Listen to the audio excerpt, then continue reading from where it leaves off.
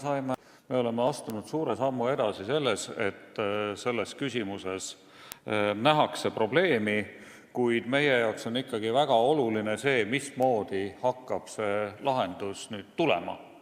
Sellepärast, et Riigikogu eelmises koosseisus nägin ma väga pikalt seda, kuidasmoodi rahvakogu suurepärased ettepanekud, osa neist võib-olla väga head, mõned võib-olla mitte natukene küsitavamad, aga Vabariigi Presidendi poolt siit üle antuna, kuidas neil lihtsalt tapeti Riigikogu põhiseaduskomisjonis sellesama komplekssusega.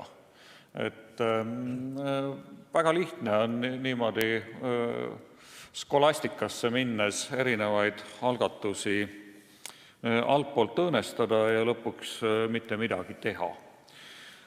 Aga juhin tähelepanu, et meil siiski on esitatud eelnõud selleks, et seda olukorda muuta. Tulemus on riigieelarve seadus, kindlasti me teeme riigieelarvele oma ettepanekud, et juba tuleva aasta riigieelarvest erakondadele eraldatavat raha poole võrra vähendada ja need on konkreetsed sammud, paluks neid toetada.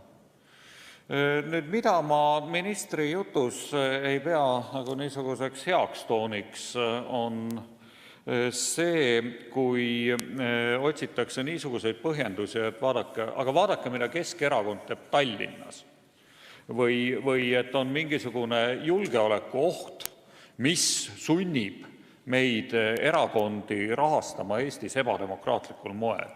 Teate, ma olen seda asja näinud, kui ma olin Euroopa Nõukogu raportöör aastaid Aserbaidžaanis, kui ükskõik missuguse põhiõiguste küsimuse puhul või inimõiguste rikkumise puhul tulid niisugused universaalsed vabandused, aga meil on sõjasituatsioon Karabahis, meil on Iraanis ekstremistid kõrval. Need ei ole hea stiili lahendused ja hea stiili vabandused. Neist ma paluksin tõepoolest hoiduda ja ma ei tahaks kuulda seda, et Eesti demokraatia võib mõnes elemendis olla halvem sellepärast, et meil on Keskerakond ja meil on Vene oht. Ma arvan, et põhiseaduskomisjon talitas väga halvasti sellega, et pallis selle küsimuse muu küsimusena lahendamiseks justiitsministrile.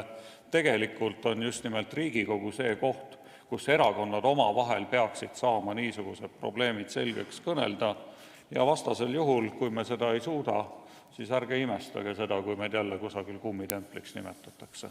Aitäh! Aitäh! Rohkem läbirääkimissoovi ei ole. Kas ministril on soov sõnavõtuks? Ja, palun.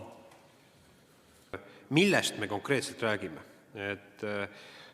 Andres Herkel võttis minu meelest väga tabavalt kokku selle, et kõik ettepanekud, mis tehakse, tuleks ellu viia ja kui neid ellu ei viida, siis on tegemist kummitempliga, osundades eelmise parlamendi koosseisu tegevusele. Ma tsiteerin: rahvakogu suurepärased ettepanekud, osad head, osad küsitavad, tapeti.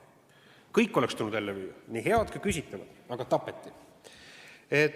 Küsimus nüüd sellest, et ka siin erinevates osundustes on väga mitu erinevat tahku, millisel moel seda konkreetset riigieelarvet, eelarvelist eraldist, kuidas seda jagada ja milline see süsteem peaks olema. Ja ma sellega põhimõtteliselt ei ole nõus, mida osundati, et küsimus on, et milline süsteem on mõistlik. Poliitilise süsteemi, poliitilise ruumi toimimise seisukohad ja siin on võimalikud erinevad alternatiivid, aga ma seda paralleeli, et meil on tegemist praegune Eesti erakonna süsteem, nagu see on loodud ja ka rahastamissüsteem, nagu 90. aastatel paika pandud, sellise rahastamismudeliga, et seda saaks nimetada tuua paralleeli ebademokraatliku süsteemiga, paralleeliga siis Aserbaidžaanina.